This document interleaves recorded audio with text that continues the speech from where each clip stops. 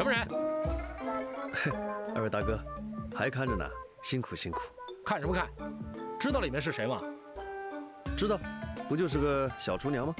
他可是杀了2位大臣的嫌疑犯，少在这儿添乱，该干嘛干嘛去，不然别怪我们对你不客气。狄公子，回去。我真的没有杀人。我知道。嘿，你们2个还没完没了了是吧？啊！把刀放下。明空师太，你们在这嚷嚷什么？打扰了皇上休息，你们担待得起吗？小的该死，小的该死。只是王大人事先吩咐过，不管任何人都不能接近这柴房。可是这位小爷偏要赖在这儿不走啊！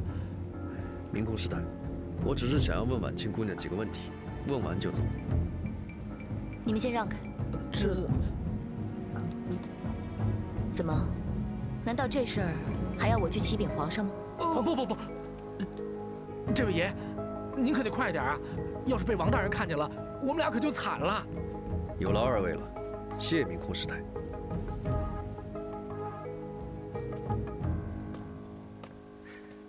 婉清，伤势怎么样了？多亏了梦瑶姑娘，血已经止住了。哦，屋子里面冷吗？你放心，我会尽快抓住真凶，帮你洗冤。多谢狄公子，这份恩情，李婉清无以回报。不多说了，你可以回忆一下凶手的模样吗？凶手一般身材，不高不矮，不胖不瘦。是男是女？从头到尾都未发出个声响，但是武功极高，所以我判断应该是个男的。好，先委屈你一下，我一定会尽快抓住真凶。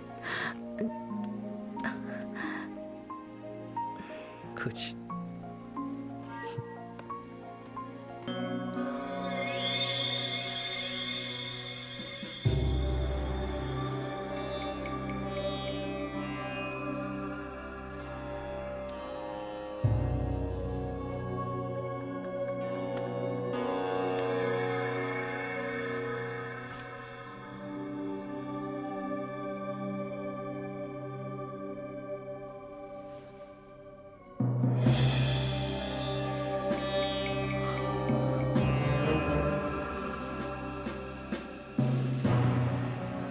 来人，诺，拿纸和笔过来。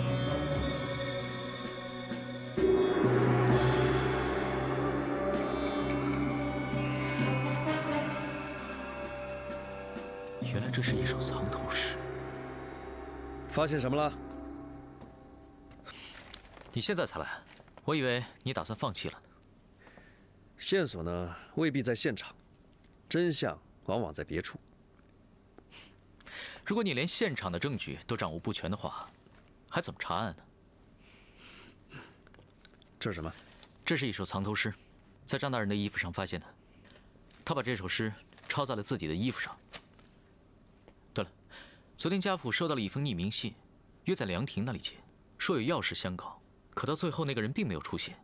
我想那个人应该就是张大人吧。所谓有要事相告家父，应该就是告诉我们谁是真正的凶手。哎，可谁知道还没来得及说出口，就已经被凶手杀害了。不过，好在张大人做事向来比较谨慎一些，将这个秘密以藏头诗的形式写在了自己的衣服上面。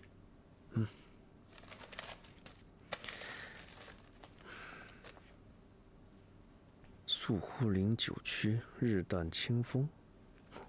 这狗屁不通，还工部尚书呢，写得这么拗口。你懂什么呀？这就是藏头诗的魅力。说起这个，去年我在长安城就破过一起案子，当时死者就是以藏头诗留下了凶手真正的信息。我当时就觉得这首诗很蹊跷，就轻轻地瞥了一眼，然后通过我最缜密的思考和推断，做出了最后的结论，不费吹灰之力就把凶手给抓获了。我跟你啊，算了，我也不跟你提了，这是很多年以前的事了。像这样的事情啊，拖了去了。佩服佩服，王公子见识多广。那请王公子尽快破解藏头诗，别让凶手逍遥法外啊！啊，好好瞧着吧。啊，请。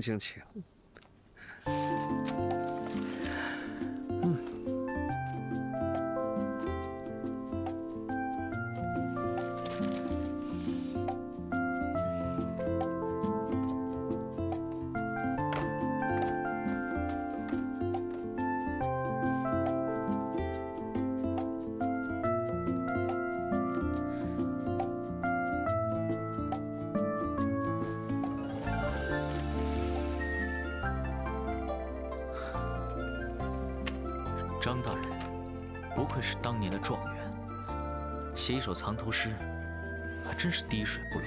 那还能解得出来吗？再给我一点时间。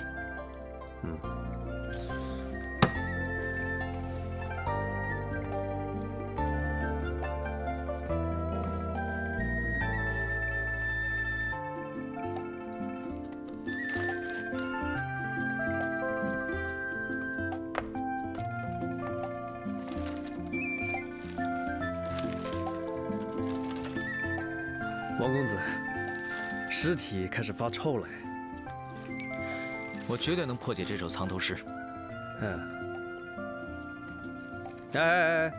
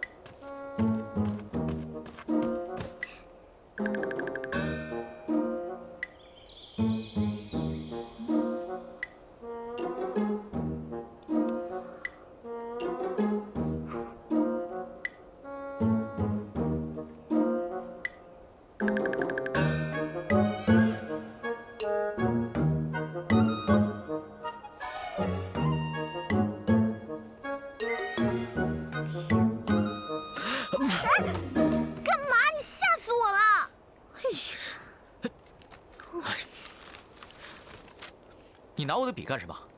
还给我！我说这个公子挺有雅兴的啊，这做了一晚上的诗啊啊！你懂什么呀？这些是藏头诗，是我在张大人的衣服里发现的，这里面可隐藏了凶手的真实身份。真的假的？我看看。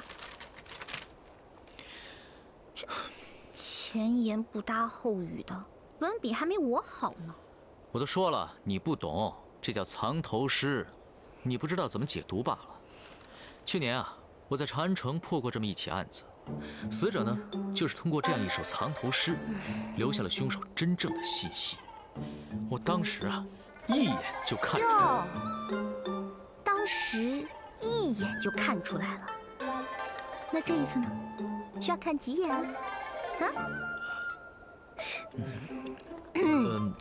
快了，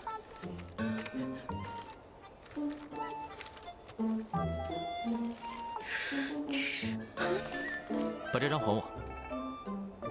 不给。我跟你说啊，猜谜这种事情我最拿手，我帮你。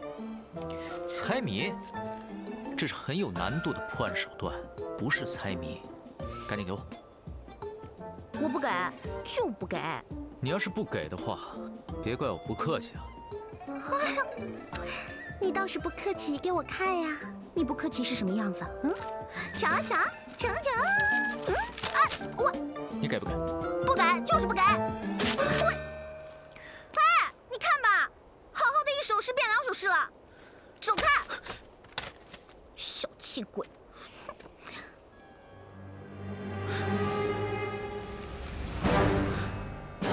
原来是这样。未央，你果然与众不同。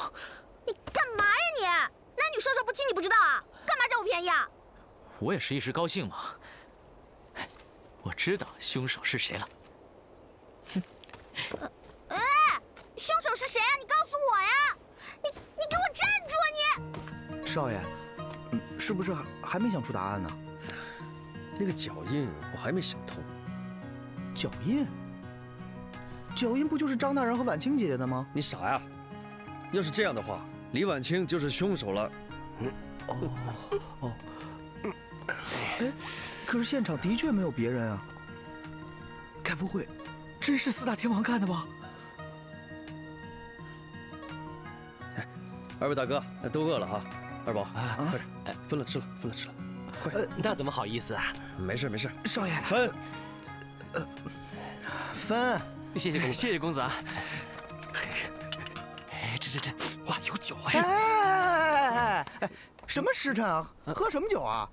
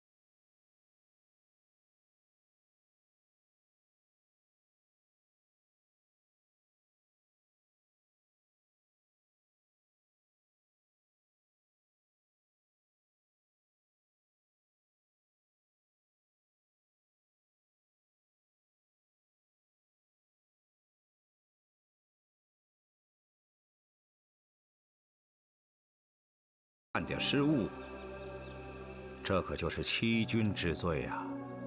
王大人，此话严重了吧？哎，狄仁杰，你只管把自己的推断说出来便可。陛下英明，自能明辨是非曲直。是，陛下。现在我为诸位重现凶手行凶的过程，请等一下。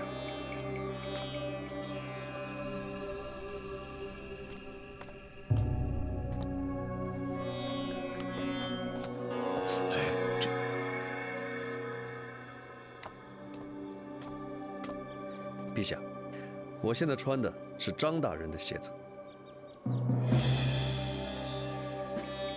二宝，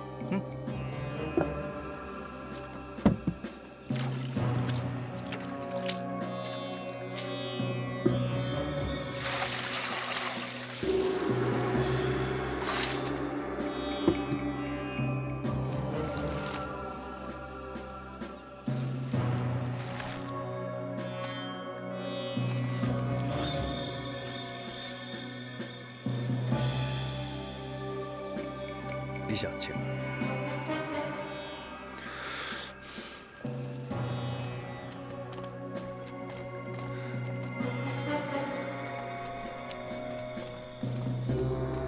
诸位，这就是凶手隐藏脚印的方法。就这么简单？就是这么简单。可你什么都没解释啊！我看你是在戏弄陛下与我等吧？狄仁杰，你是认真的吗？当然，正如草民之前的推断，凶手在别处杀害张大人，再把尸体抬回这个房间，再用刚才的方法伪造房间里面只有张大人和李婉清的脚印。可是凶手行凶的时候，外面正在下雨，无论他怎么走，地上都会留下脚印。你这个推断漏洞实在是太大了。我们都被凶手蒙骗了。凶手不是在下雨的时候杀的，而是在下雨之前杀的。下雨之前，地是干的，凶手就在泥地上伪造了张大人进屋的脚印。凶手先泼湿泥地，再踩上去，而且踩得很深。所以，下雨之后，伪造的脚印还是存在的。同时，凶手也利用了下雨，把自己进屋、出屋的脚印洗得一干二净。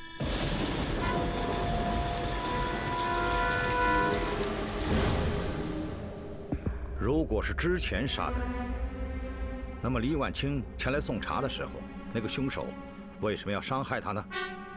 难道这个凶手傻到一直躲在这个房间里，让人来抓吗？这也是凶手高明的地方。他杀人之后不急于逃逸，而是偷偷藏在这个房间里，等待下雨。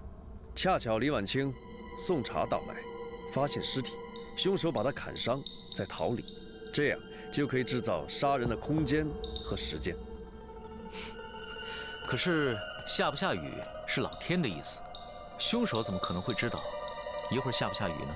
如果凶手能看懂星象呢？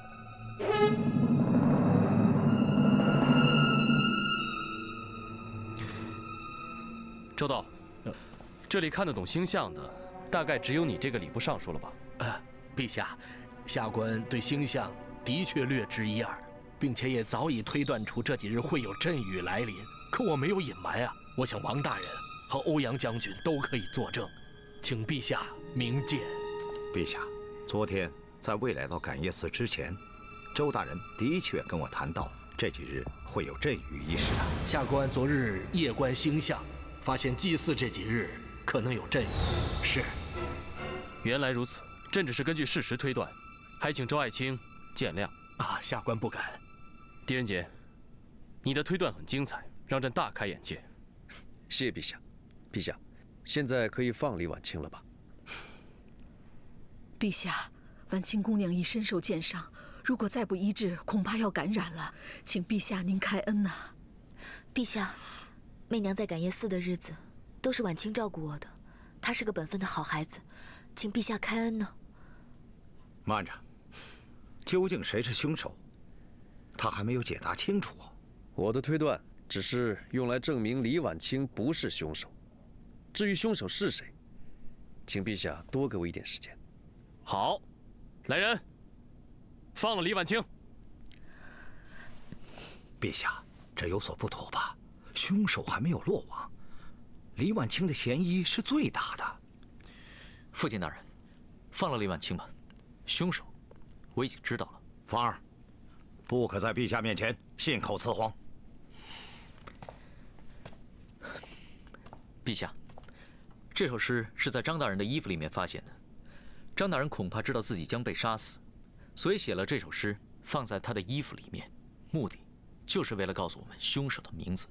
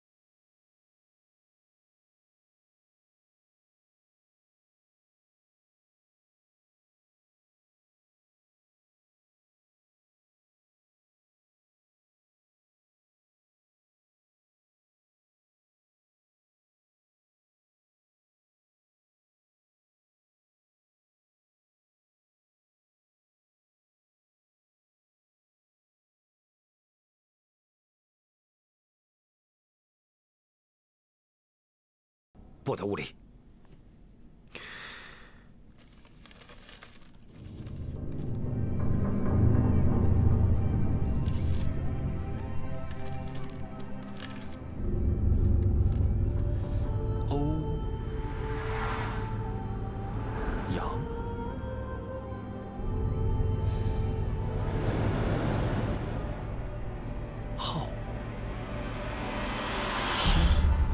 欧阳昊天。啊，这速速捉拿欧阳昊天！ 诺。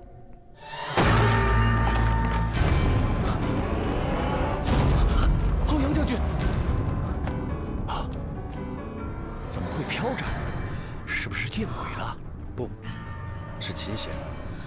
这不是我的琴弦吗？怎么会在这里？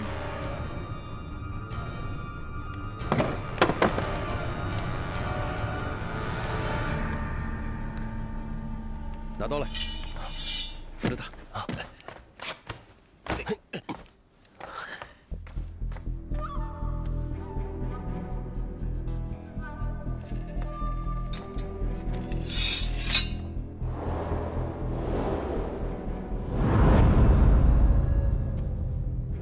他的身体已经僵硬了，初步估计应该死了有2、3个时辰了。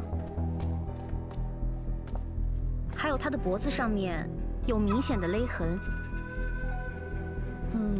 初步估计，应该就是被这根琴弦勒死的。阿弥陀佛。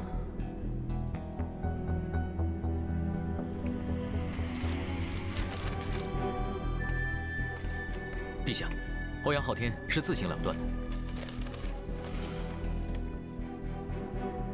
不错，这个是欧阳昊天的字迹。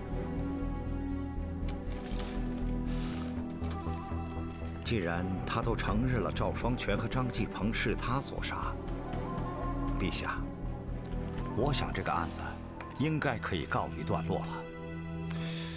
我的妈呀，总算破案了！谢天谢地，谢天谢地，谢谢王母娘娘她二姨。看不出来，你还挺有两下子的嘛。嗯，当然，我破过的案子都比这个大多了。哎，我想问一下。 你每天不吹牛，会死吗？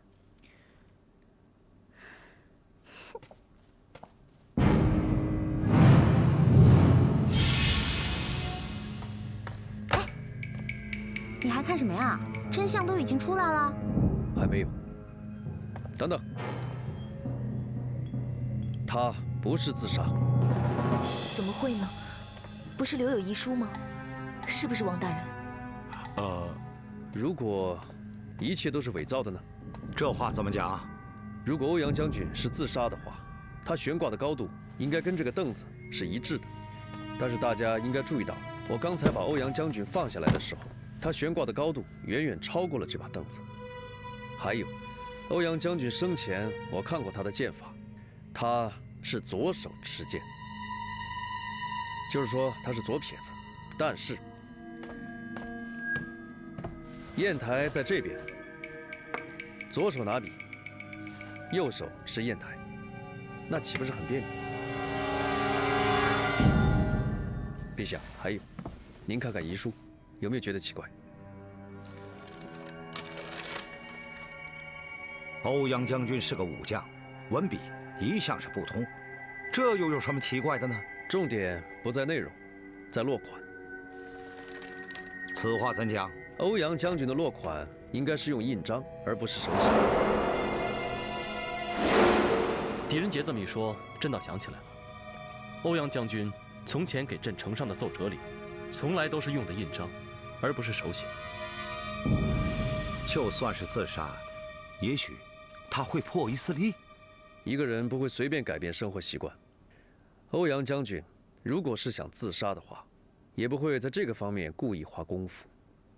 还有，我还发现，如果欧阳将军是自杀，他脖子上只会有一条斜着的痕迹。可是大人的脖子上有2条痕迹，一条是平行的，另外一条是斜着的。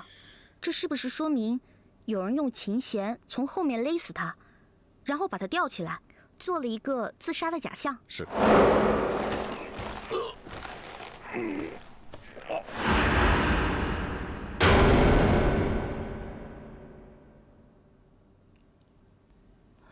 陛下，就算是他杀，欧阳将军武功高强，怎么那么轻易的能从后面把他勒死呢？难道是天王的诅咒？持国天的诅咒？周大人，这世上根本不存在诅咒。那究竟是谁呢？有人可以，因为那个人一直跟欧阳大人在一起。什么？这怎么可能？有可能。看这个佛龛，供着2尊佛像，2盆水果，但是有3个杯子。中间这个杯子没有香灰，而且有茶味。这个杯子应该是放在这里的。那如果按你这么说，房间里的确是有第2个人在，那他藏哪儿了？他为什么要把这个杯子藏到那边呢？是为了让我们以为死者生前就是一个人，所以伪装成了自杀。只要在茶叶里先下了药，要杀死欧阳将军，可是易如反掌啊！难道真的是？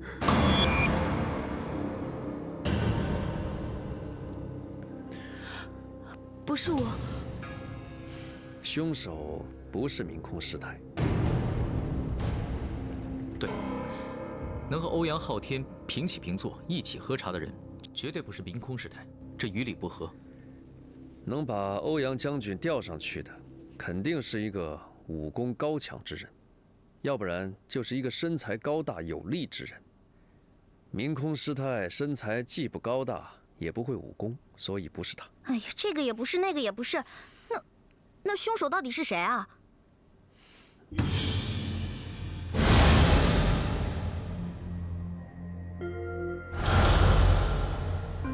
喂，你快说啊，大家着急呢。你别吵嘛。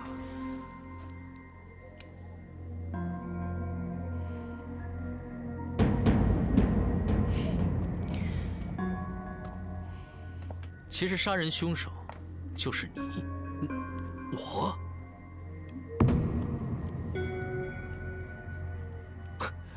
怎么可能呢？我和欧阳将军无冤无仇，我凭什么要杀他？哦，真的无冤无仇？怎么我听说，昨天你和欧阳昊天在屋里争吵，欧阳昊天威胁要将你杀死，不知道有没有此事？周道，可有此事？如实招来。皇上，确有此事。于是你想先下手为强，既然欧阳昊天心中起了杀意，不如1不做2不休，先将他杀死。所以你借由赔礼道歉为名来找欧阳昊天喝茶。欧阳昊天是一介武夫，对于这种吵嘴的小事情不会去计较，于是放松了对你的警惕。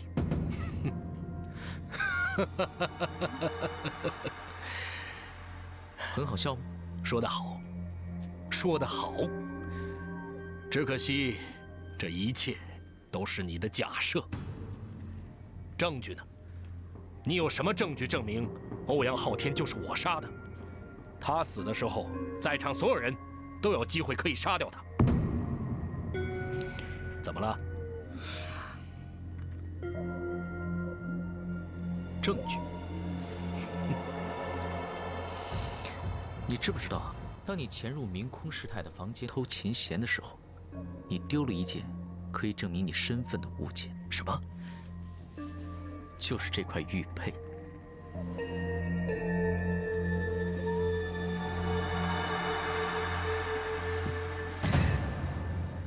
周大人，怎么？这是你的玉佩吗？周大人，你2人好大的胆子，竟敢在皇上面前诋毁老夫，真是胆大包天！是否诋毁，就亮出你的玉佩，让大家做个见证。玉佩好好的在我身上，我若拿出来，你又怎样？那小的就向你磕头认罪，要杀要剐，随你处置。好，这可是你说的。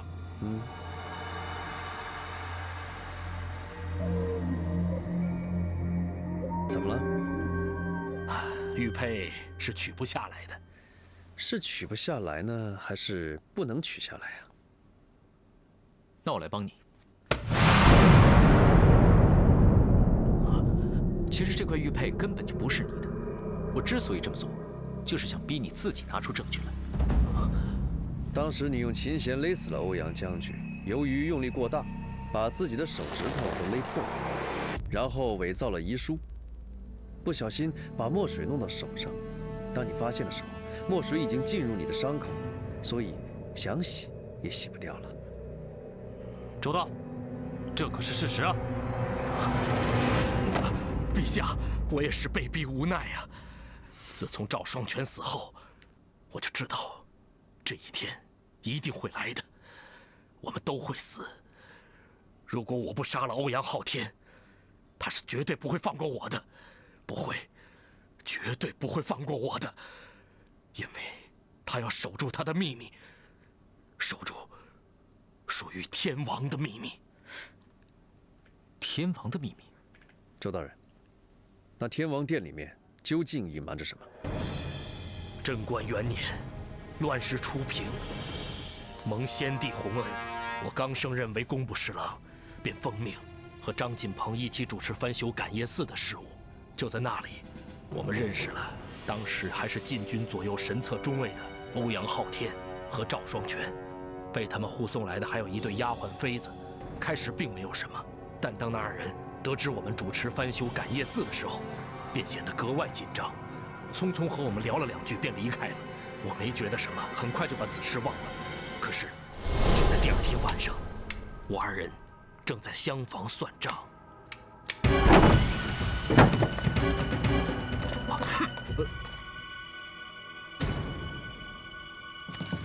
好大的胆子！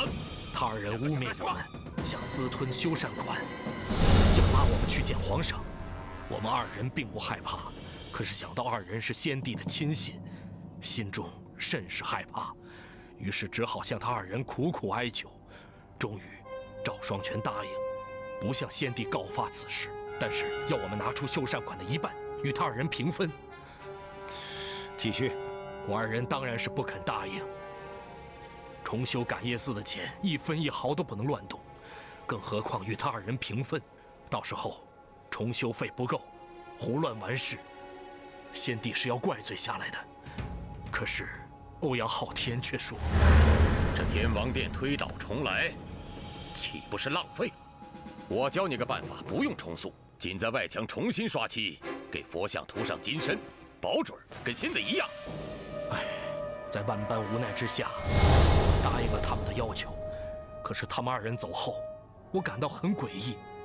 偏偏欧阳昊天提到天王殿的翻修，难道在天王殿中藏着什么不可告人的秘密？我将我的疑惑告诉了张侍郎，于是我二人决定夜探天王殿。我记得那天是一个雨夜。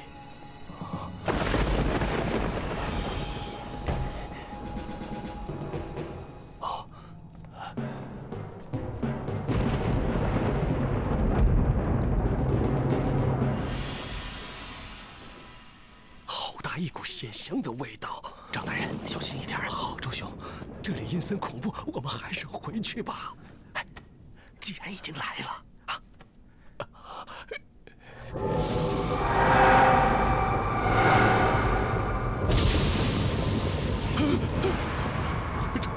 周兄，曾长天在哭。胡说，怎么可能呢？你看他的眼睛。我将蜡烛举向曾长天，发现他脸上有几道红线。仔细一看，发现那几根红线居然是从神像里流出的血泪。这是张锦鹏喊道：“血泪，那是血泪啊！”血泪？不错，神像上那几道红线的确是从眼睛里流出的血泪。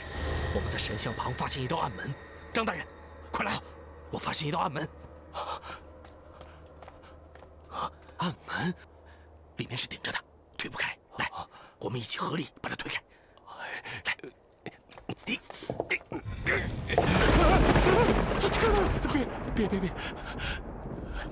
没事啊。怎么是尸体啊？别动！曾长天，饶命啊！饶命啊！周大人、张大人，你们二位怎么到这儿来了？哎呦，二位大人，我们都为皇上办事，我们不想节外生枝，只可惜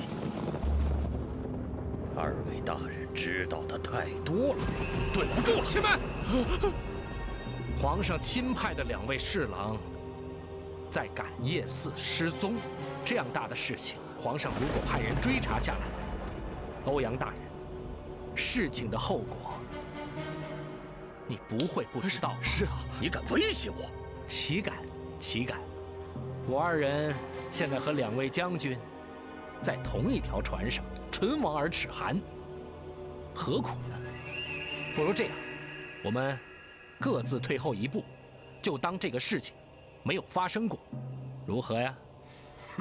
我2人死不足惜呀。倘若皇上派新人来追查此案，这佛像下面的秘密，恐怕也是难保吧。是啊，是啊，欧阳大人，大不了从此以后，我2人绝口不提感业寺之事。你办你的公，我们做我们的事，咱们井水不犯河水。我们凭什么相信你，赵将军？我张某也不是个傻子，这宫里的事岂容我们外人知道？我们躲还来不及呢，哪敢到处去说呀？将军。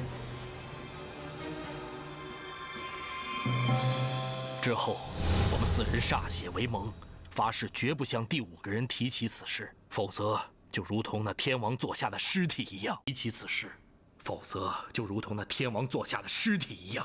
一晃，20年过去了，我以为此事也会像天王座下的尸体一样，随我们一起埋进坟墓。直到我发现了这个。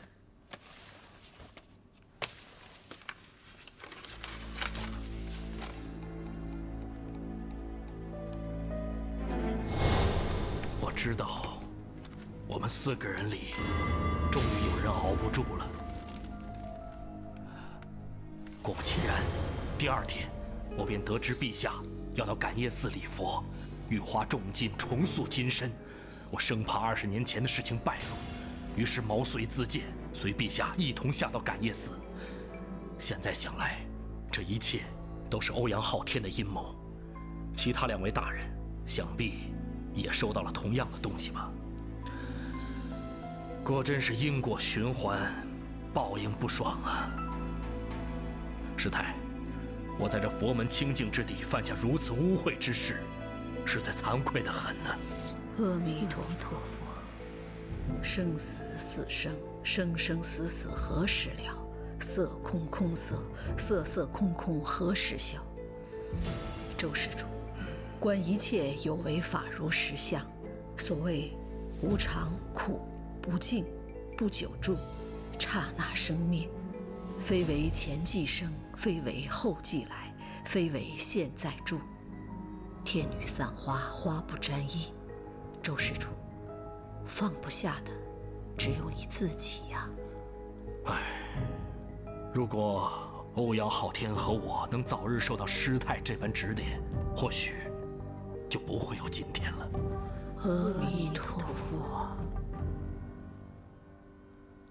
王大人，我们走吧。来人，在，把周大人押下去。诺。等等，周大人，我想知道埋在天王底下的那4个妃子，究竟是何人？不知道，现在也不会有人知道了。狄老弟，有些事情不知道，总比知道好。这就算我的教训吧。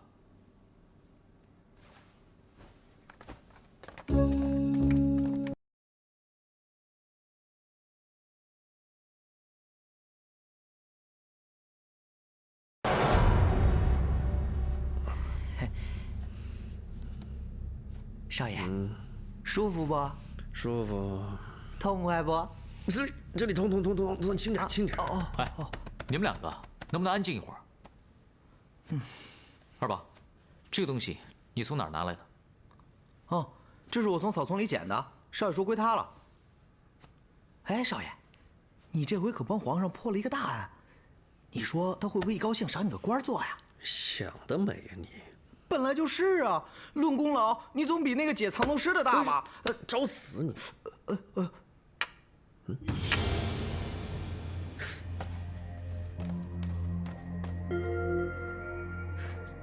怎么能贴在一起？有机关吗？好像是，可这个跟案件有什么关联吗？哎呀，我说你们别老疑神疑鬼的好不好？感觉什么都跟案件有关联。不过你说那个张大人也真是的，人都要死了，还掉什么书袋写什么诗啊？有时间抒发情感，就没时间逃命啊！哎，二宝，你再说一遍。我说你们别老疑神疑鬼的。不是这一句，最后那句。最后，我说他有时间抒发感情，就没时间逃命吗？错了，全错了。什么全错了？欧阳昊天、周道都错了。你说什么？我们为什么把这一点忽略了呢？这案件还没结束。什么意思？二宝，纸笔。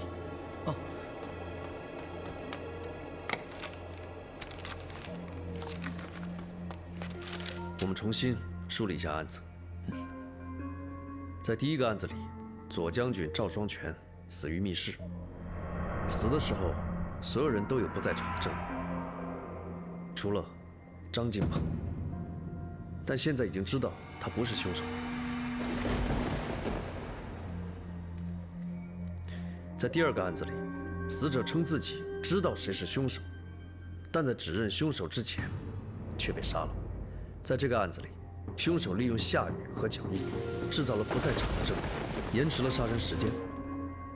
在这个案子里，我们所有人都有杀人的可能。然后我们在死者身上发现了蕴含凶手名字的藏头诗，我们就确定凶手是欧阳昊天。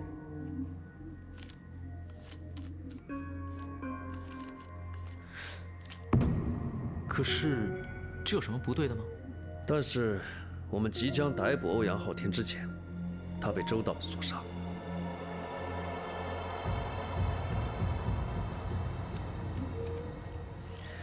而周道杀欧阳昊天的理由，就是猜到他是前几次凶案的凶手，为求自保，把他杀了。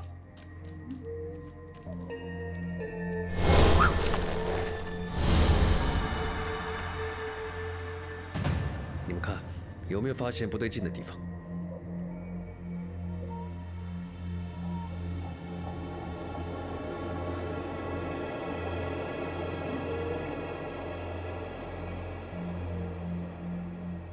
我知道了，是欧阳昊天。对，就是欧阳昊天。当所有人都指认欧阳昊天是凶手的时候，我们却没有足够的证据去证明这一点。不是有藏头诗吗？就是这首藏头诗，把我们引向错误的方向，让我们忽略了案发现场留下的疑问。在第一个案子里，当所有人都有不在场证明时，凶手如何杀人？在第二个案子里，所有人都有杀人可能的时候，我们如何确定凶手？那你的意思是质疑我的推理，认为我解读的藏头诗有错了？不是，你解读没错，关键在于藏头诗本身。藏头诗本身怎么了？我在想，张晋鹏留下的死亡讯息，是不是本身就是个陷阱？怎么可能？那首藏头诗绝对是张晋鹏亲手所写的。问题不在于诗是不是他亲手所写，而是什么时候所写。这个问题是二宝刚才提醒我的。我？对，你不是嘲笑张晋鹏有时间写诗，没时间逃跑吗？你们想一想，如果有人要杀你，他会不会站在一旁等你写完诗才下手呢？这么说，之前周道也说了，第一个被杀后，他就猜到凶手就是欧阳昊天。周道如此，张晋鹏也可能如此。这么说，这首诗并不是看见凶手后传递给我们的死亡信息，而是死者对凶手的一个猜测。赵双全被杀后，张进鹏也预感到自己可能要被杀，于是约我见面。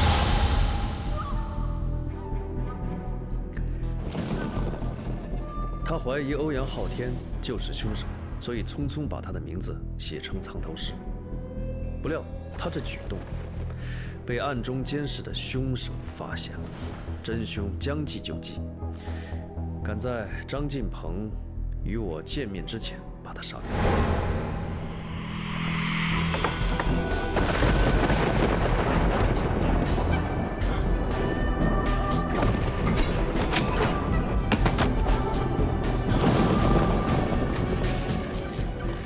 并成功将杀人的罪名推到了欧阳昊天身上。正是如此。可是，当年犯案的4个人，要么已死，要么被捕。那凶手到底是谁啊？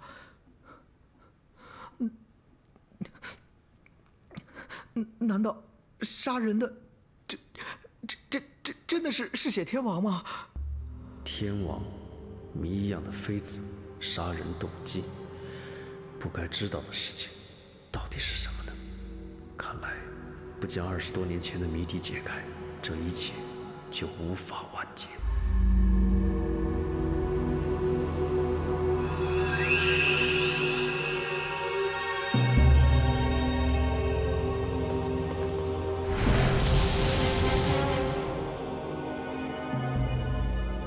参见主上。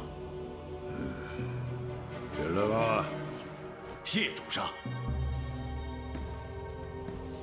主上英明，那李治果然沉迷在感业寺的温柔乡里，不能自拔，更无心朝中之事。一群废物都离不了女人的裙子，李家的后人真让人汗颜呐！这感业寺最近闹鬼，跟随的大臣都相继毙命，大家都说是天王在杀人。闹鬼？世间有鬼的是人的心理，看来是有人要和李治过不去。那好吧，我们就省点力气，让他们先折腾，不要擅自行动，等一切原形毕露再做决定也不迟。是，主上。去吧。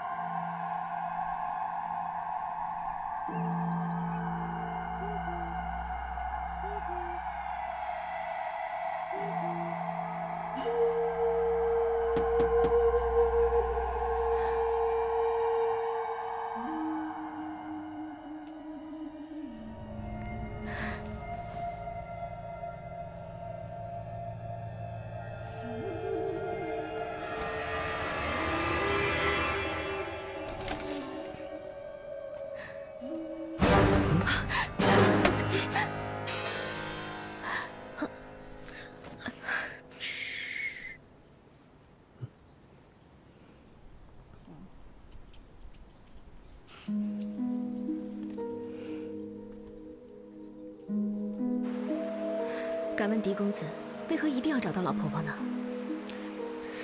与20年前案子有关的人，现在只剩她。若不解开妃子的死亡之谜，天王杀人也不会结束。可是，她是个疯婆婆，而且她说的话……哎，疯子说的话才能相信。那狄公子还是自行前往吧。不行啊，老婆婆只跟你说话，你必须去。哎。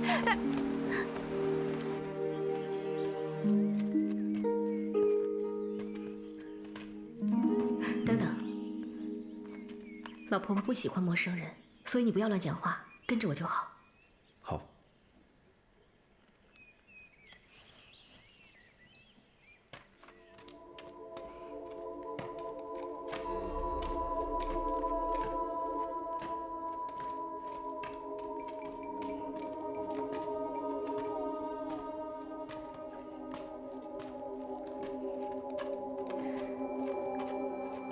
老婆婆，老婆婆，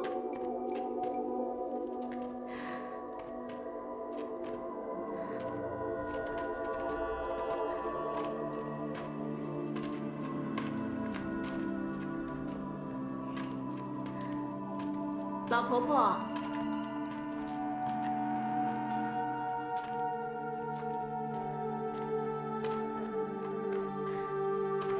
老婆婆，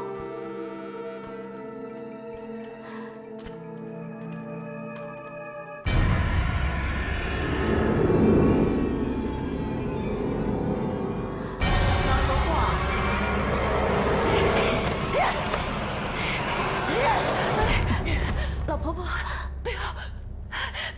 别过来！别杀我！老婆婆，别杀我！不要怕，是我。别杀我！老婆婆，别怕，我是婉清的朋友，我们之前见过的。婉清，是婉清的朋友。婉清好，婉清好。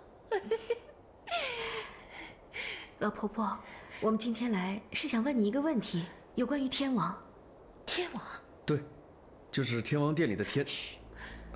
天王殿里的天王会杀人的，外面的人杀掉，杀了，我看见了，把头砍了下来，杀了，都杀了。陪葬品，你们都是陪葬品，是诅咒，都得死，你们都得死，你们这帮贱人，反抗天王的人都得死，都得死。老婆婆，那谁是反抗天王的人呢？嘘，佛说不可说，不可说，不可说，不可说。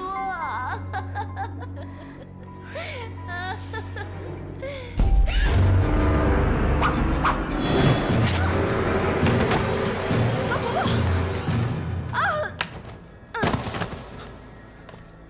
婉清，婉清，你怎么了？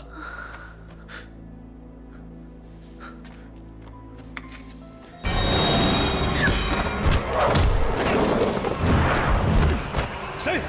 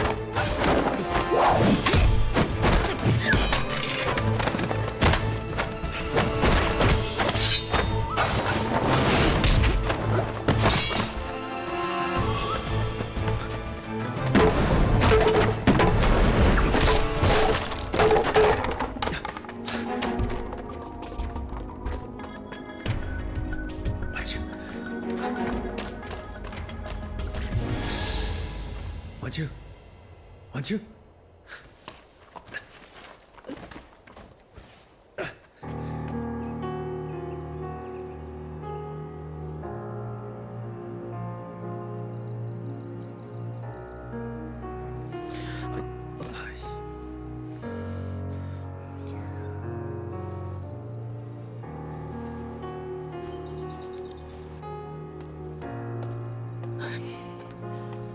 现在唯一的线索也断了，你说怎么办吧？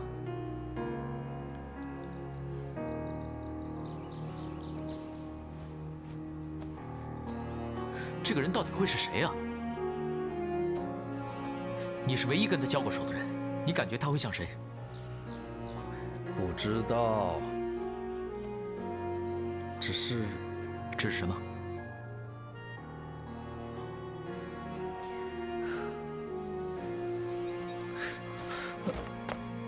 梦瑶，婉清怎么样了？你摇什么头？我问你她怎么样了？呼吸和脉象都是正常的，只是不知道为什么他就是醒不过来。那他还要睡多久啊？幸运的话，1、2个时辰应该就能醒。如果说不幸的话，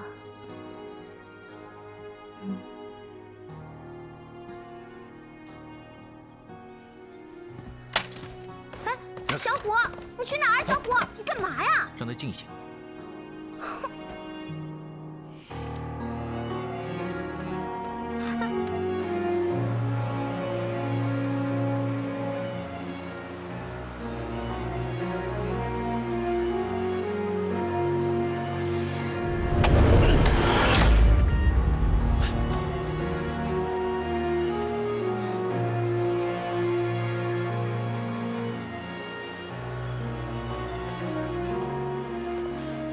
你不要太过于自责了。婉清姑娘吉人天相，与其在这里怨天尤人，不如将凶手绳之以法，以解心头之恨。你不说，我也会这样做。连无辜的人都不放过，太狠了。我狄仁杰赌上这条命，也要将凶手绳之以法。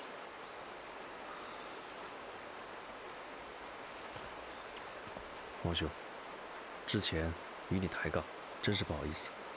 事到如今，请你助我一臂之力。我会的。哎，对了，你们在山洞里究竟发现了什么呀？没什么。我刚想问下去，凶手就出来把疯婆子杀了，而且凶手还戴着天王的面具。看来这个凶手早就注意到你们了。应该是这样。他不想让你知道20年前的事情，因此杀掉了疯婆子。看来你是对的，凶手隐藏在我们当中。如果凶手不是4位大人其中之一的话，那就是4大天。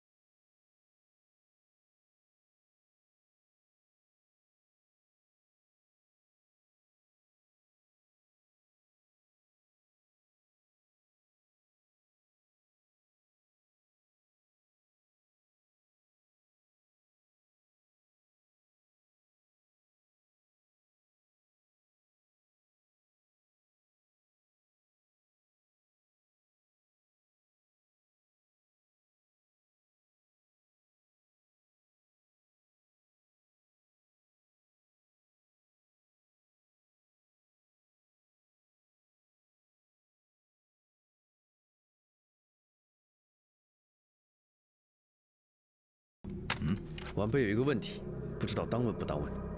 你说，赵将军死的时候，杜太傅提起过，你跟赵将军不和，说你嫌弃他出。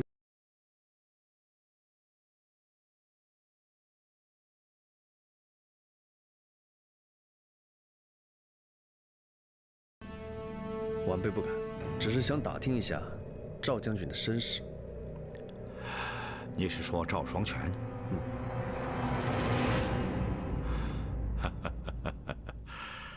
其实老夫很佩服他，这个人很不简单，颇能审时度势。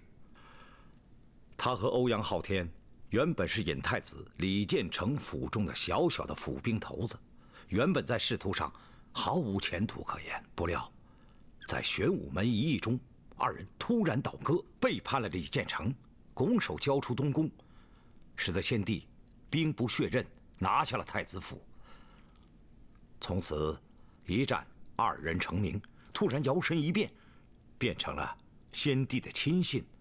从此以后，仕途平坦，步步高升。这么说，欧阳昊天和赵双全是李建成的旧部？确实如此。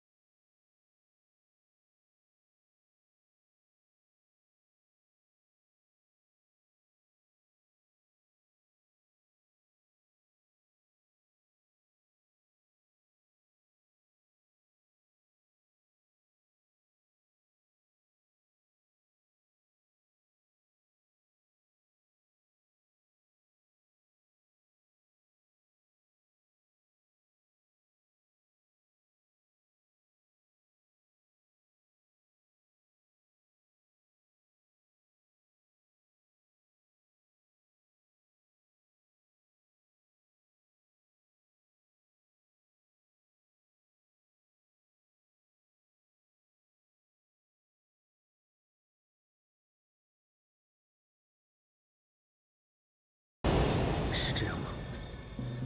还是有什么不对？有什么不对吗？请问明空师太，这冰窖谁掌管的？因为这冰比较珍贵，一般只有我和几位师太知道。那就说得通了，所有的谜题都解开了。杀赵将军跟张大人的，就是他。狄仁杰，你把大家都叫到这个房间来，到底是想玩什么把戏？回禀陛下，我想在此解开赵大人被害真相。王兄，其实凶手用了一个很简单的机关，大家请看这里。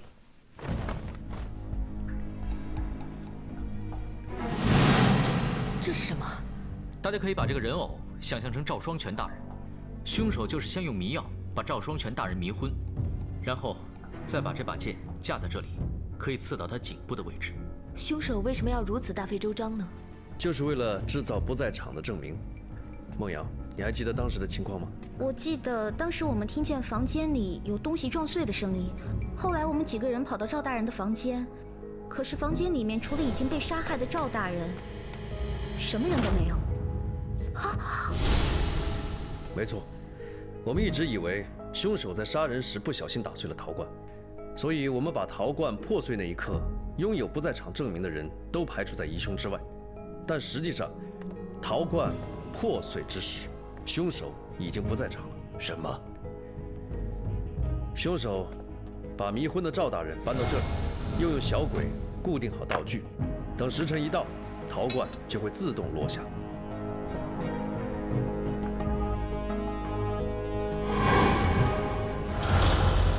可是，怎么才能让这个陶罐落下？凶手用了一件很简单的东西。梦瑶，我为大家准备了杨梅汁。杨梅汁，这不对，是冰，难道？杜大夫好眼力，没错，就是冰块。凶手把冰块放在地上，在上面放一根木棍，再加上陶罐。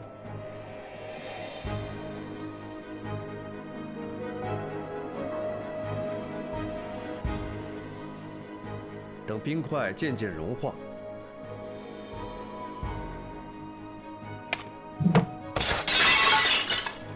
就是这样。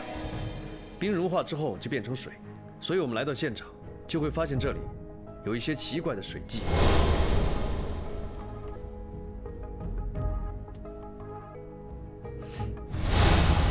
可是照你这么说来，任何人都有可能设这个机关，害死赵大人。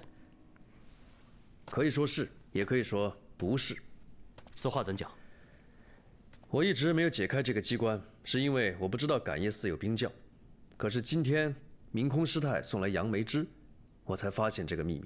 冰在此地很珍贵，感业寺里面只有4个人可以自由进出冰窖，那就是明空师太、眼文师太、慧元师太，还有李婉清4人。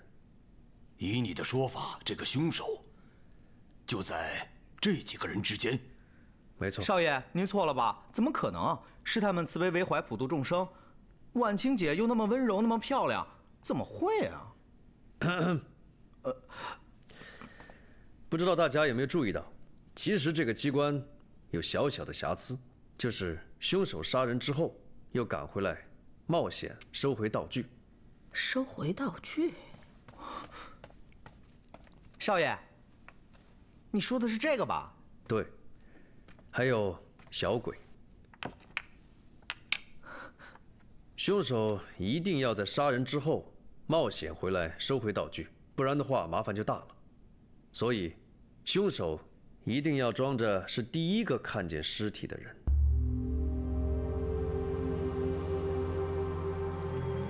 这怎么可能呢？所以，你就是真凶。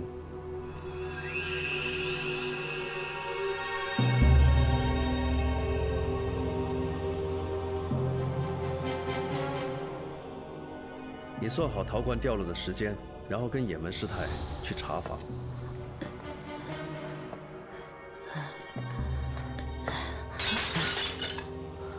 怎么了？当你听到陶罐掉落时，你就跟眼门师太来到赵大人的房间。赵施主，赵施主，你没事吧？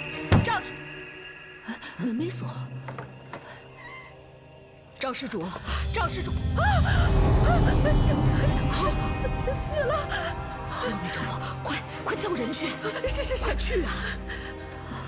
你用行动不便为由叫眼门师太去叫人，这时候你快速进屋，把小鬼、木棍跟冰块收掉。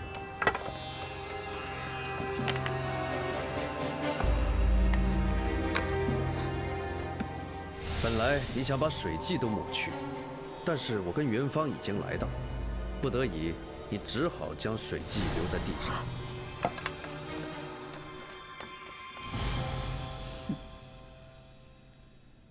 师太怎么可能杀赵大人？不可能的。再说，当时我也没看到泥塑小鬼啊。颜文师太，你仔细想想，是你没看到，没留意到，还是被吓到根本没去看？这真的记不清了。不，这不可能。陛下一定是弄错了。师太她身体不好，腿脚也不方便，就算第一个案件她勉强能完成，那第二个呢？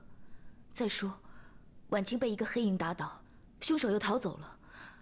以师太来说，她根本不可能做到的。对呀，这泥塑小鬼是从何处寻来？怎么就见得他是凶案现场之物？狄仁杰，这2点你如何解释啊？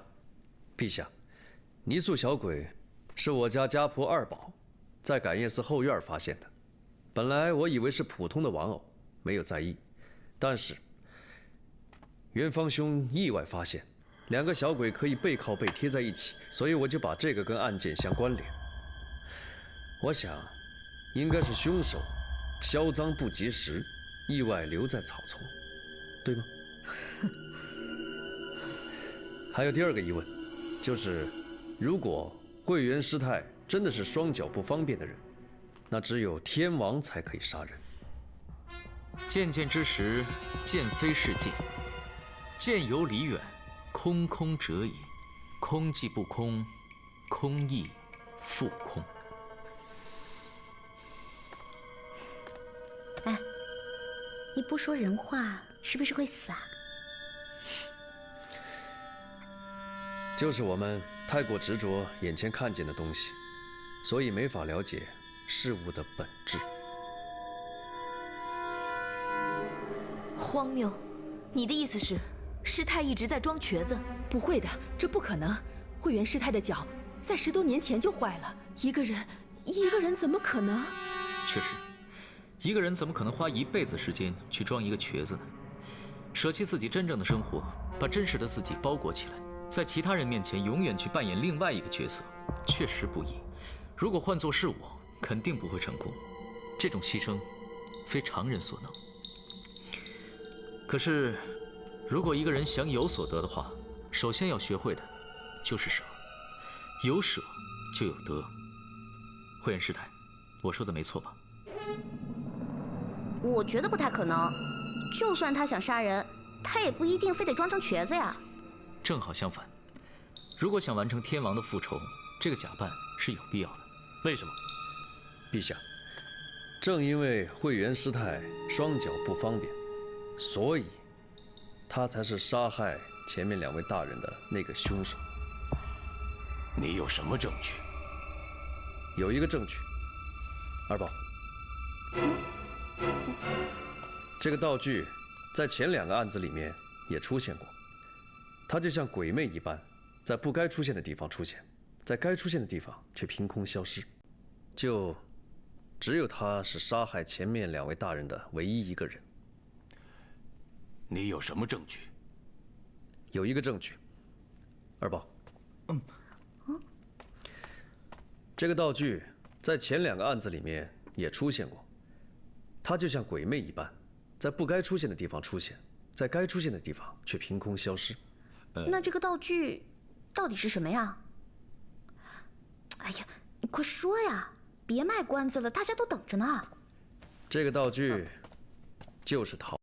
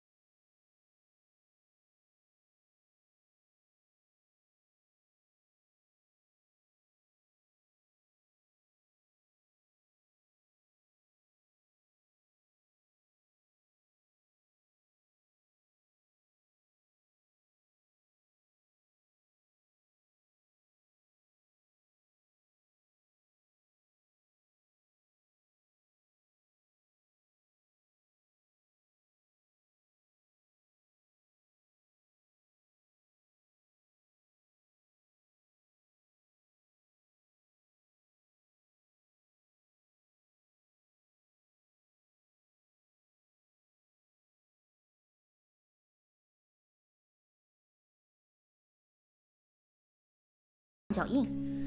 可我们找不到装水的容器呀。对啊，我之前说过，凶手在杀人之后堂而皇之的把陶罐带出去，这个跟之前案子的手法是一模一样的，而且能做到这点的，就只有你，慧元师太。这怎么可能啊？你看师太，她连走路都那么不方便，怎么可能做这么多事儿啊？正是因为慧元师太的腿脚不方便，携带一个陶罐不容易被人发现，才有了这种可能。二宝，准备好了吗？准备好了。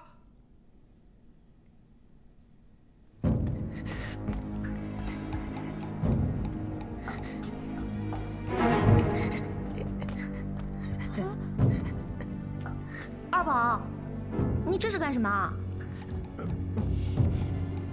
一般双腿正常的人要带这么一个陶罐，不被人发现基本上是没可能的。但如果是一个双腿不方便的人呢？少爷，我快忍不住了。你先过来。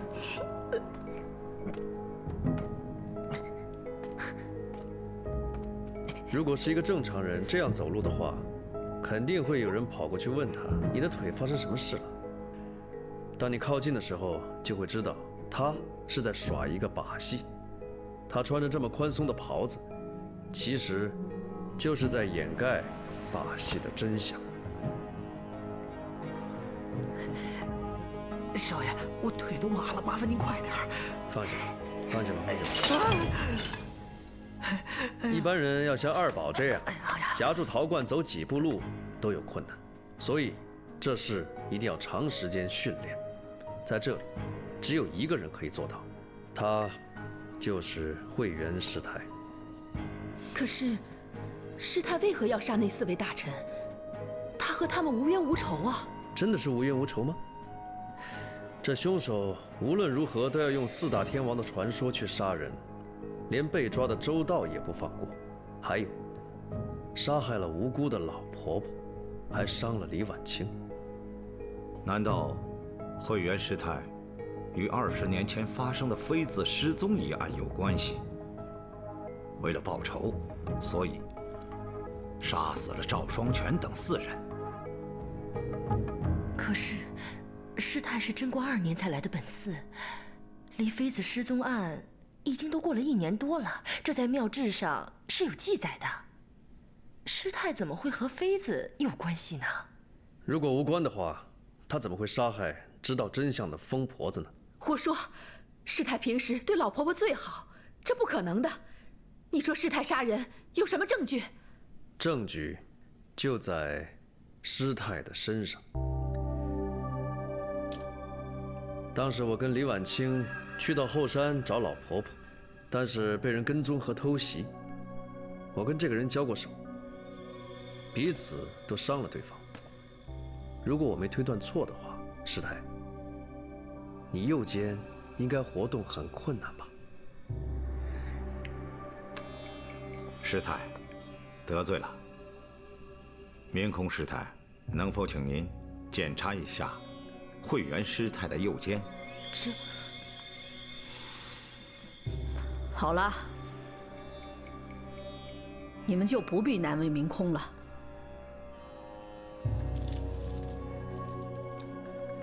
没错，这几个人都是我杀的。不会的，师父，你到底是谁？为什么要杀赵双全他们？哼，我是谁，重要吗？重要的是，他们都死得异样，他们都该死。我心足矣，又有什么可说？你，可是他一向以慈悲为怀，你怎么可以做出这么残忍的事情啊？我想，慧元师太是为了武德9年那场血案复仇吧？没错，20多年前6月初4，陛下和明空师太尚且年幼，我跟元芳、孟瑶还没出生，所以对这个日子没有什么感觉。但是几位长辈应该对此事还历历在目吧？你说的可是玄武门之变？没错。其实让我把案子跟这件事联系在一起的，是王师伯。我？那天我问你关于赵将军的身世，你这样提醒了我。你说赵双全，他和欧阳昊天原本是尹太子李建成府中小小的府兵头子，在玄武门一役中，二人突然倒戈，背叛了李建成，拱手交出东宫，使得先帝兵不血刃，拿下了太子府。这又如何？陛下，我想请问，宫中的嫔妃为何会送到感业寺？这，一般而言，按宫里的规矩，若是王室有人去世，那些没有子女的嫔妃便会送到寺院、道观或者尼姑安住。你问这个做什么？我记得贞观元年是先帝太宗头一年登基，对吧？是。那玄武门一役之后，既不是高祖的嫔妃，也不是先帝太宗的嫔妃，那么贞观元年送来感业寺的是谁的妃子呢？难道是那个既有皇族身份又意外去世的人，就只有一个，就是当时的皇太子，在玄武门之变中被先帝亲手处决的李建成。赵双全和欧阳昊天当年本来是李建成的部下，但是由于玄武门一役之中临阵倒戈，成为了先帝的亲信，跟随了先帝。之后，先帝叫二人护送李建成的遗孀来到了感业寺，这自然也是合情合理。我说的对吗？慧元师太，不，应该说是当年的太子妃娘娘。王施主，你抬举我了，我何德何能成为王子的王妃呀？太子妃早在20多年前，已被欧阳昊天那小子给残害了。那你到底是谁？你当然不会知道我是谁了。你是李世民的儿子，你怎么会知道当年他在玄武门干下的好事？放肆！竟敢直呼先帝的名讳！来人呐，给我拿下！诺后，且慢。哼哼，先帝，李世民，他杀兄弑弟，逼夫屠侄，这等无情无义的人，居然也配叫做先帝？当年，要不是他用他那肮脏的双手亲自射杀了皇太子李建成，现在坐在龙椅上的，不是你晋王李治，而是安王李成道了。大胆妖婆，竟敢如此放肆！把他押下去，立即处死！且慢，陛下，让他说完。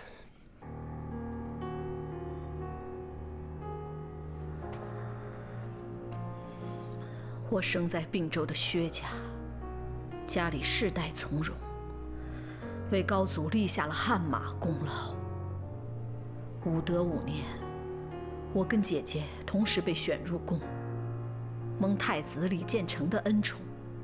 姐姐被选为良缘，而我则成了东宫的女官。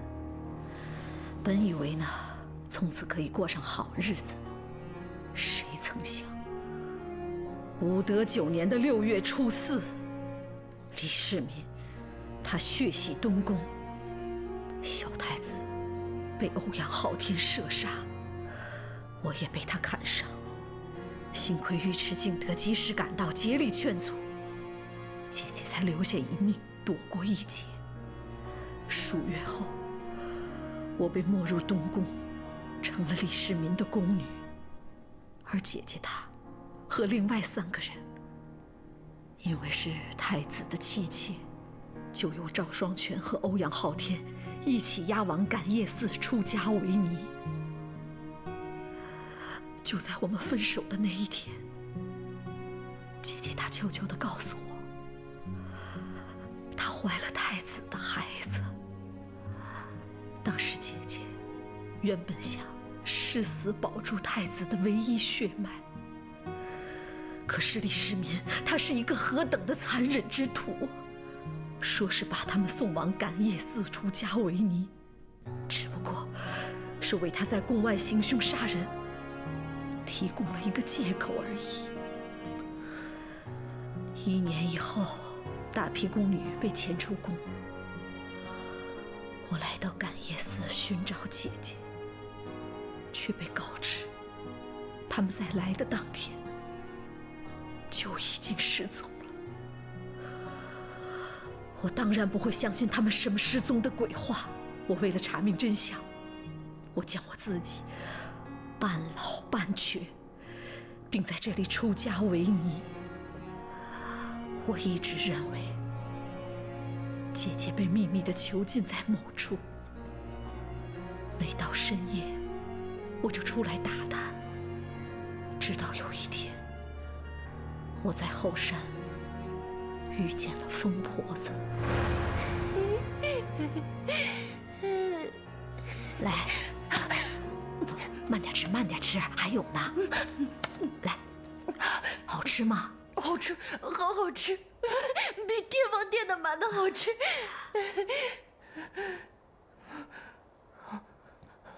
天王的眼睛在流血，好可怕！什么诅咒？是诅咒！天王说了，都得死，反抗天王的人都得死，都得死！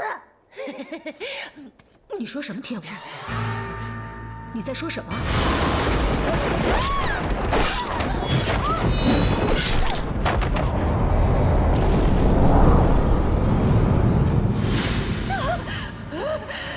天王把他们都杀了，头砍了下来，死了，杀了，全杀了，死了，都死了。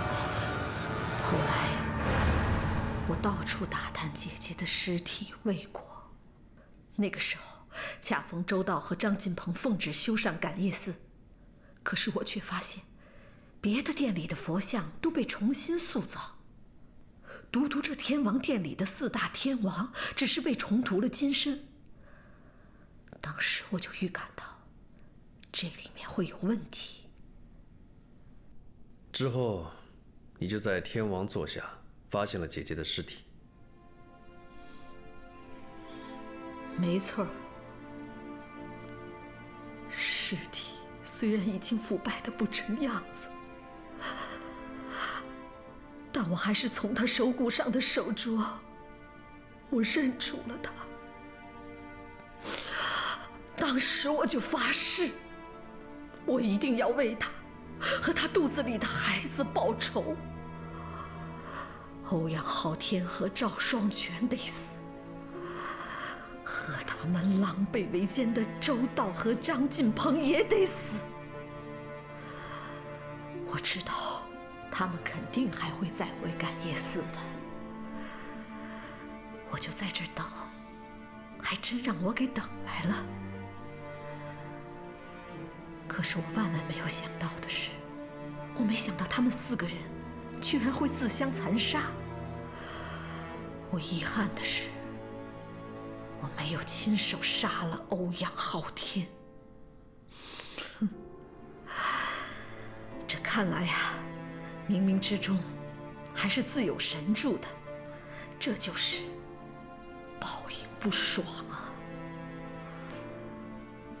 错了，我没错，这就是报应，这是报应，这是佛菩萨的旨意，他们都得死，他们该死啊！老婆婆该死吗？李婉清应该受伤吗？你为了报仇，伤害无辜，这也是菩萨的旨意吗？李婉清到现在还没醒。你给我住嘴！李世民的后代，你给我拿命！媚娘，出家！媚娘，媚娘，媚娘，你没事吧，媚娘？明空，你这是为何？媚娘，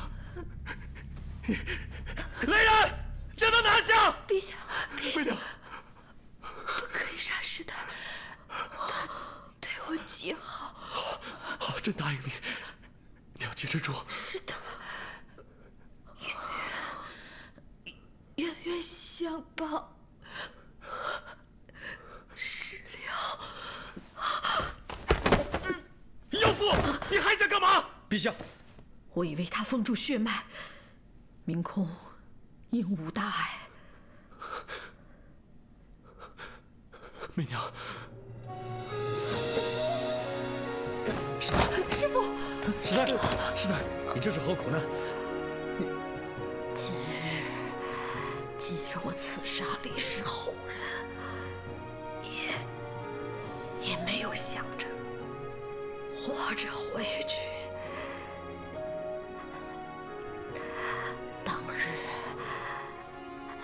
当日我刺杀你，跟婉清实属无奈，对不起，对不起了。师太，你放心，我跟婉清不会怪你的。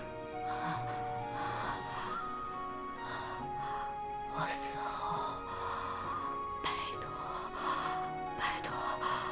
拜托你替我照顾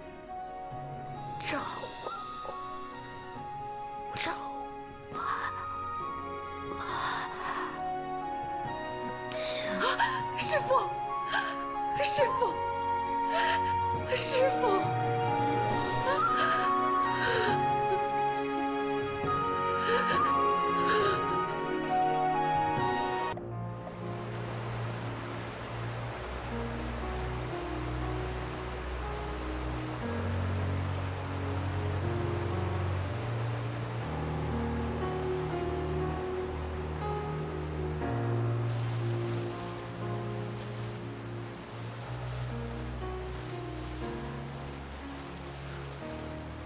陛下何以一人在此？朕近来事务繁忙，加上媚娘又受了伤。陛下无需多虑，明空师太已无大碍，只需安静调养即可。朕若想不多虑，身边要有像狄公子这样的人常伴左右才是了。陛下过奖了。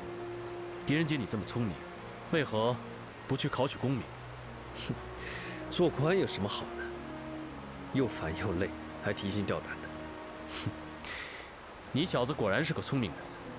别说是做官了，就是做皇帝也不是好差事。陛下何出此言呢？在外人看来，朕是一言九鼎，95之尊。朕自登基以来，处处看长孙无忌和褚遂良等人的脸色，似乎他们才是大唐的皇帝，而朕，则是个木偶。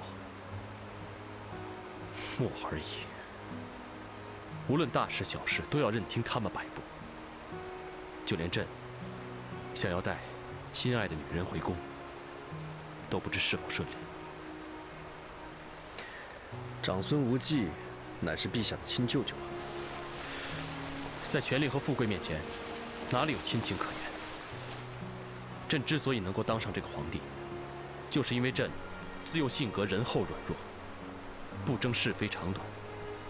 舅父他们就是看准了朕的这一点，才让朕当了这个傀儡皇帝。其实就是为了保护他们的势力和私欲罢了。陛下，你说的这些草民不敢妄言。陛下已经是95之尊，这天下就是你的。要怎么做这个皇帝，又做成什么样的皇帝，这都在陛下你自己。这些朕都知道。可是这满朝文武，大多数都是舅舅的人，虽然见了朕，都很恭敬，可是遇到事情都是看舅舅的脸色行事。似乎这大唐江山已经改姓长孙，而不是姓李。至于朕，除了点头和答应，似乎也没有任何话可说。朕本想借泰山封禅之势树威，可谁曾想，又是功亏一篑。天不佑我李氏子孙啊！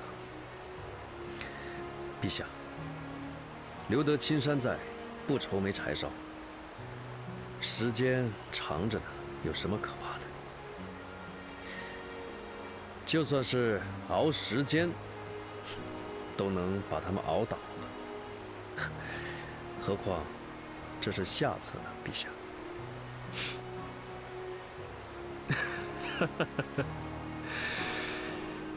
朕也是这么想的，所以朕才隐忍至今。以后，狄仁杰，你就是朕的心腹，朕准你可以自由出入这感业寺，包括朕的身边。以后朕就叫你怀英，如何？怀英谢陛下信任，如有可能，他日定效犬马之劳。好，一言为定。君无戏言，你也不可失言。大丈夫一言九鼎，驷马难追。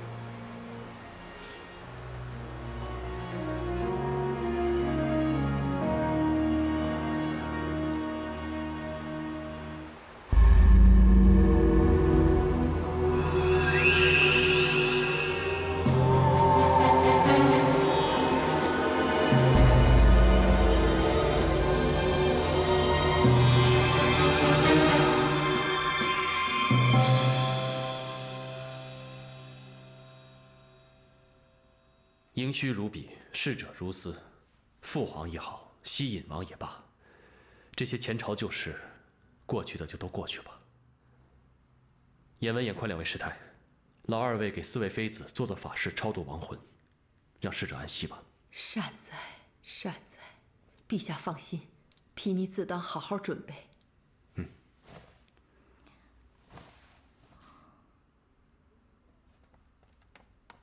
启禀陛下，长孙大人和楚大人到了，在外殿候着呢。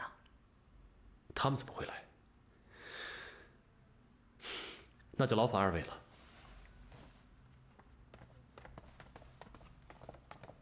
好奇怪啊！什么？慧元师太说，她姐姐出宫的时候，已经怀了李建成的孩子。那如果按照她的说法，薛良缘在死的时候就已经怀孕3个月了，3个月的胎儿在母体中已经成型，可是这几具尸骨里面根本就没有孕妇。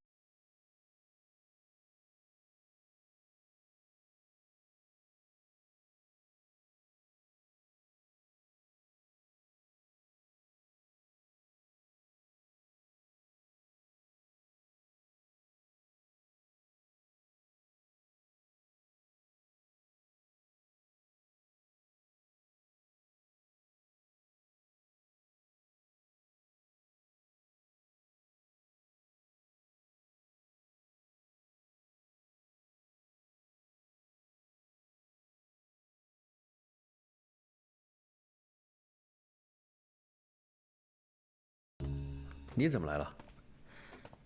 跟你一样，来查一样东西。不过看样子，我已经不用动手了。那你想怎样？当然据实以报了。千万不要。怎么？你能想出更好的办法吗？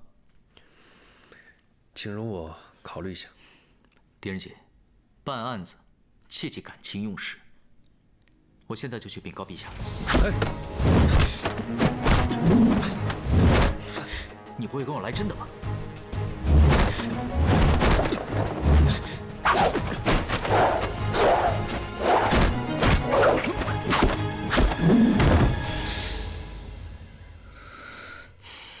别去，我求求你，请你多给我一点时间。放口。我可以答应你，现实就在今天晚上。还有，如果你今天晚上想不出更好的办法来，休怪无情。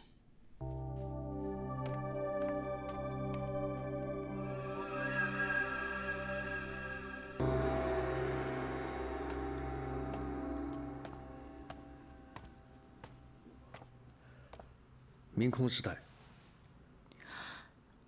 狄公子不必多礼。狄仁杰尊敬明空师太，理当如此。狄公子所言，媚娘十分感动。明空师太不再自称明空和贫尼，看来真的要随皇上回京了。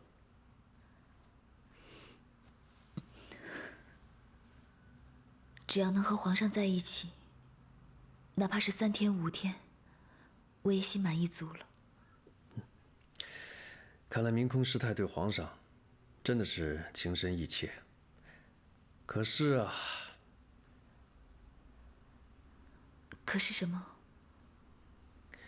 可是长孙无忌和褚遂良大人已经到了感业寺。我想明空师太也知道他们来的目的。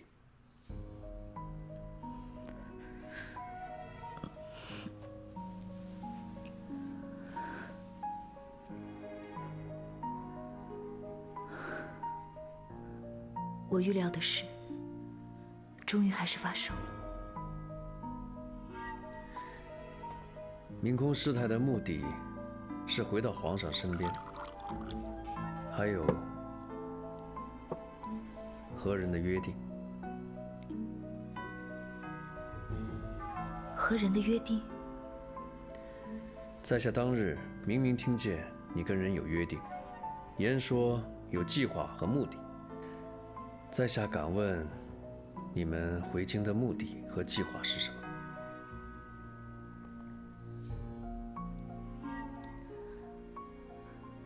我武媚娘深爱着皇上，愿意为他生死相许。至于其他的，都不是我的本意。如果你真的深爱皇上，那么你就更加不应该对他隐瞒，也不可以成为他的危险。我很想知道，你这次回京对谁有利？狄仁杰果然聪明过人。我对什么人有利，就是和什么人有约，是吗？我只是不想你被人利用，也不想你成为别人控制的木偶。这样会祸及皇上和大唐江山，你知道吗？与其说我利用别人，不如说，我利用他们帮我回宫，回到我心爱的男人身边。这有什么不对？这样就亵渎了皇上对你的深情厚谊。我坚信，两个人相爱，不应该有隐瞒和秘密的。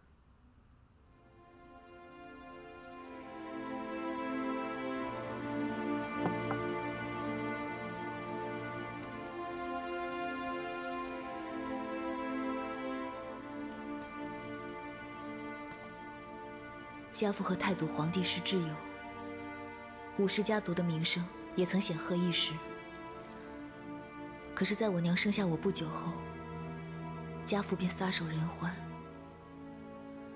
因为我娘是继室，所以在我11、12岁时，便看尽人情冷暖，世态炎凉。我发誓要通过我的努力，让我娘过上好日子，不再受人欺负。所以太宗选妃时，我毛遂自荐，说我是武士约的女儿。太宗怜惜，召我入宫，封为才人。我进宫后，太宗对我一直疼爱有加，可是一直把我当成孩子，没有半点男女之情存在。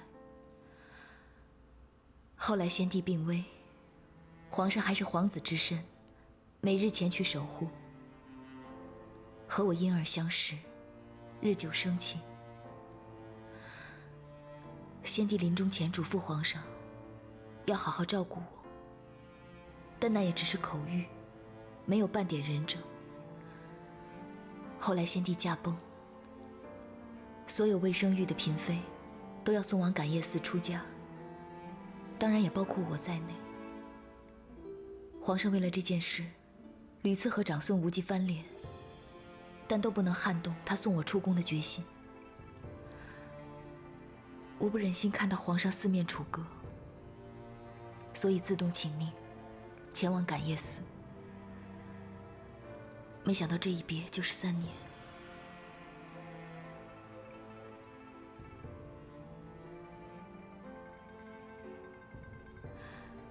既然你已经略知一二，我也不妨全都告诉你吧。眼下，徐昭元的儿子马上要立为太子，贵妃的地位岌岌可危。我这一次回宫，就是为了压住他嚣张的气焰，让皇上不再专宠于他，保住贵妃的位子。王师伯，那元芳参与其中了？这件事只有王大人和贵妃知道，没有其他人知道。你是唯一一个局外人。你回京，真的只是帮助丽妃打击徐昭元？其实他们两个谁得胜，和我一点关系都没有。最重要的是，我可以回到心爱的人身边。至于是不是被人利用，我也毫不在乎。但我想请求狄公子一件事。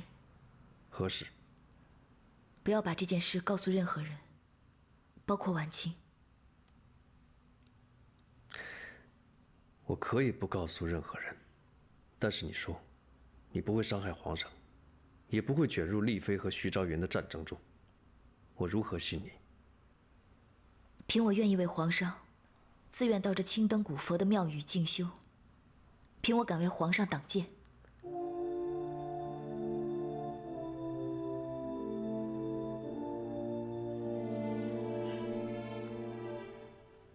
好，我信你。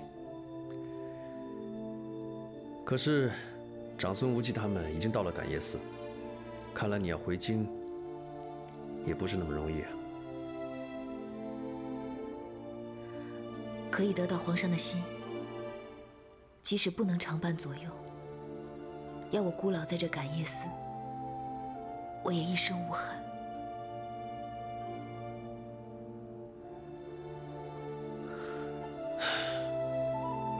好，记得点赞关注哦。